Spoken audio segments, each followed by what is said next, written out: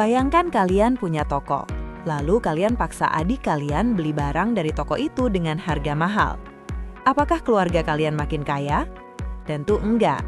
Mari kita lihat gimana cara eliminasi transaksi dari atas ke bawah ini. Mari kita lihat kasus nyatanya. Kita punya PT Afri sebagai induk yang pegang 90% saham PT Bas. Di tahun 2010, PT Afri menjual barang ke PT Bas senilai Rp75.000 dengan harga pokok Rp43.750. Jadi laba kotornya Rp31.250. Nah, ternyata di akhir tahun 40% dari barang yang dibeli PT Bas itu masih jadi sediaan, belum terjual. Artinya, ada laba belum terrealisasi sebesar Rp12.500 yang masih mengambang karena barangnya belum keluar grup. Di buku PT Afri, ada 2 jurnal penting di tahun 2010. Pertama, untuk mencatat bagian labanya dari PT Bas. Karena punya 90%, maka laba PT Bas sebesar Rp50.000 dikalikan 90%. Hasilnya Rp45.000. Jurnalnya, investasi di PT Bas naik, dan laba dari PT Bas juga naik sebesar itu.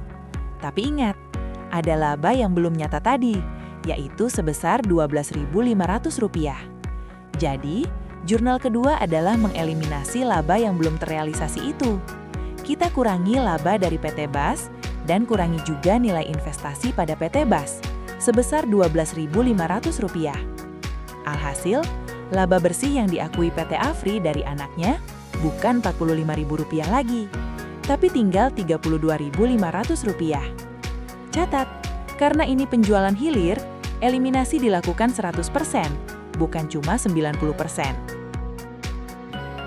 Sekarang, kita lihat dalam bentuk kertas kerja konsolidasi parsial. Di sini, angka-angka dari PT Afri dan PT Bas disatukan. Entry eliminasi muncul untuk menghapus penjualan dan harga pokok penjualan antar mereka sebesar Rp75.000. Lalu, entry lain menyesuaikan harga pokok penjualan dan nilai sediaan untuk mencerminkan laba yang belum terrealisasi sebesar Rp12.500. Setelah semua penyesuaian, laba bersih konsolidasian untuk grup adalah Rp162.500. Dari situ, hak kepentingan non-pengendali atau NCI, yaitu pemegang 10% saham PT Bas, mendapat bagian Rp5.000. Jadi, bagian laba untuk induk sebagai pengendali akhirnya mendarat di angka Rp157.500. Waktu bergulir ke 2011. Barang-barang yang dibeli PT Bas dari PT Afri di tahun lalu akhirnya terjual semua ke pihak luar. Tidak ada transaksi baru antar mereka.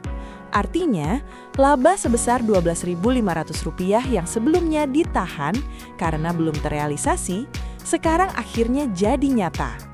Di laporan terpisah, PT Bas melaporkan laba bersih Rp75.000. Menurut metode ekuitas, bagian PT Afri adalah 90%-nya, yaitu Rp67.500. Tapi angka ini belum memasukkan realisasi laba dari tahun 2010 tadi. Maka, di buku PT Afri tahun 2011, selain mencatat bagian laba dari PT Bas sebesar Rp67.500, ada jurnal penting lainnya. Kita sekarang harus mengakui realisasi laba yang dulu ditunda. Jadi, kita mencatat kenaikan laba dari PT Bas dan kenaikan investasi pada PT Bas sebesar Rp12.500. Jurnal ini kebalikan dari jurnal eliminasi tahun lalu. Dampak bersihnya, meski laba dari PT Bas di jurnal pertama Rp67.500, setelah penyesuaian ini, total laba dari PT Bas yang diakui menjadi Rp80.000 dan laba bersih PT Afri melonjak jadi Rp180.000. Di kertas kerja 2011, proses konsolidasi kembali dilakukan. Penjualan dan harga pokok antar perusahaan sudah tidak ada karena tidak ada transaksi baru. Namun, ada entry penyesuaian untuk merealisasikan laba tahun lalu sebesar Rp12.500 yang mengurangi harga pokok penjualan konsolidasi. Setelah semua proses, laba bersih konsolidasian grup tercapai di angka Rp187.500. Setelah dikurangi bagian NCI sebesar Rp7.500, hak pengendali atau laba untuk induk tetap konsisten dengan perhitungan metode ekuitas, yaitu Rp180.000. Prosesnya beres, dan laba akhirnya terrealisasi sepenuhnya.